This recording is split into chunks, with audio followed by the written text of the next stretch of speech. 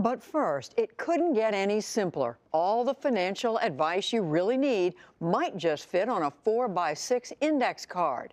And in the next 8 minutes, our economics correspondent Paul Salman will fill you in and let you know what the secret is. It's part of our weekly Making Sense report, which airs every Thursday on the NewsHour.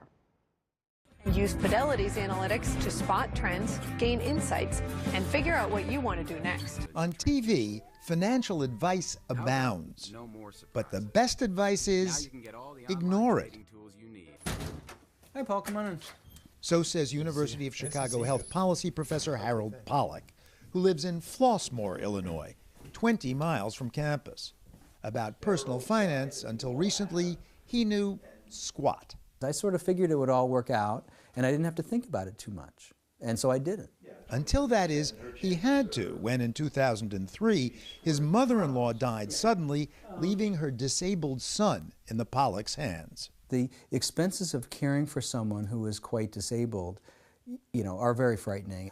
When Vincent moved into our home, he was about 340 pounds, and we needed to get furniture that would fit him. One time we had to go out and just buy a recliner, and it was something like $900. And there were hospitalizations, medical bills. Pollack needed advice, so he started reading and had what he calls an epiphany. All the financial experts actually had a pretty simple set of things that they suggested that you do, and basically all of them would say tune out all the other stuff. Like the TV ads.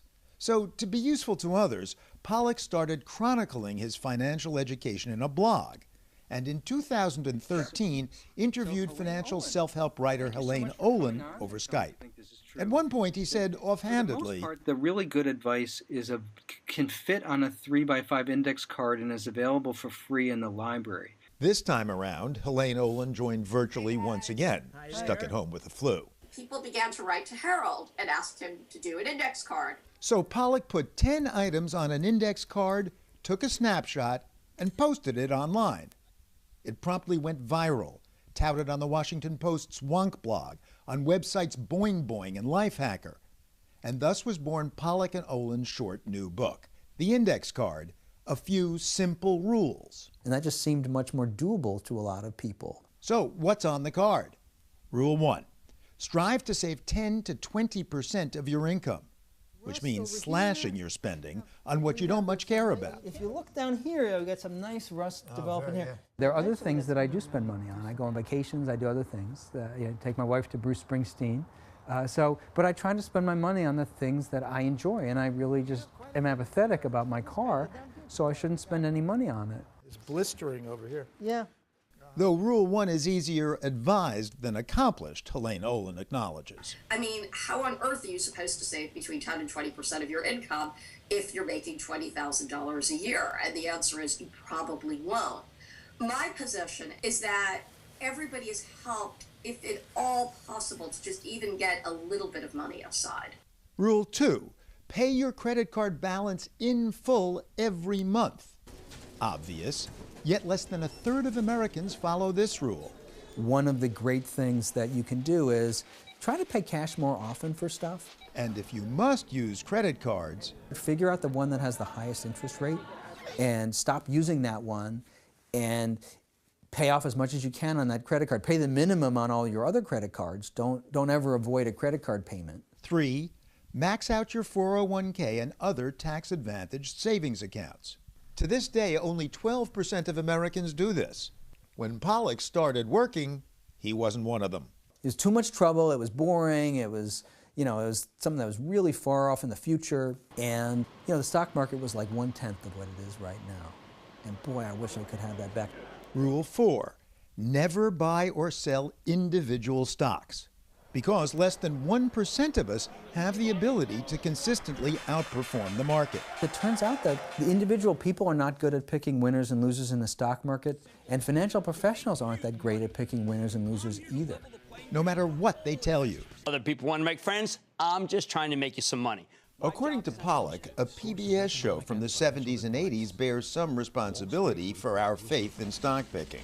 Good evening, I'm Louis Rukeyser. This is Wall Street Week. The show returned to TV on Fox Business News last month. They were pushing people away from what they should be thinking about, which is, I'm not going to be able to pick which stocks are good. I shouldn't even try to do that.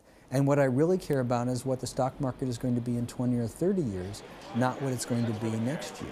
Or next week, or tomorrow.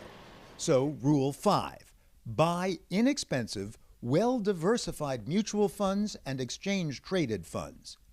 Index funds, that is, and hold them. Many people believe that their financial advisor is free. Rule 6 is related to 5, but it's more subtle. Insist your investment advisor, if you have one, commits to a fiduciary standard, putting the client first, instead of the suitability standard, which requires no such commitment. To illustrate, Pollock posted a video with cakes. Thanks for sharing your cake, Jim. It was suitable. From now on, I'll keep my cake for myself. That's fiduciary. If you put your money into sensible index funds and save for your retirement and did everything properly, you'd end up with this whole cake. Mm-hmm. If you invested in basically the same types of investments, but the sorts of things that people recommend on the suitability standard, which have higher fees, you would end up with less cake. And there'd be this slice missing, which could be significant. That missing slice costs American investors about $17 billion a year in fees, says Pollock. And just last week, the Obama administration proposed a new rule that would hold all investment advisors to this higher standard. Okay, let's zip through to the end. Rule 7, buy a home only when you're financially ready. You can stop going to Starbucks. You can buy a cheaper car the next time around. You can't do much about your 30-year mortgage. You're kind of stuck with that. So it is important that in these big things that you are appropriately modest in what you can afford. 8, insurance. Make sure you're protected. Get the largest deductible that you can. You want your insurance for the $50,000 problem, not for the $500 problem. And you can save yourself a lot of money if you get a higher deductible on your homeowners and your auto insurance.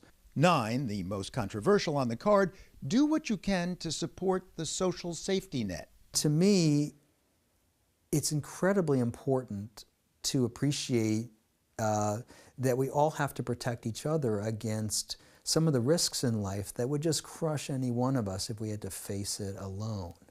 And when Vincent moved into our house, we would have absolutely been bankrupted without Medicare and Medicaid and Social Security and all the programs that helped our family. And finally, 10, remember the index card.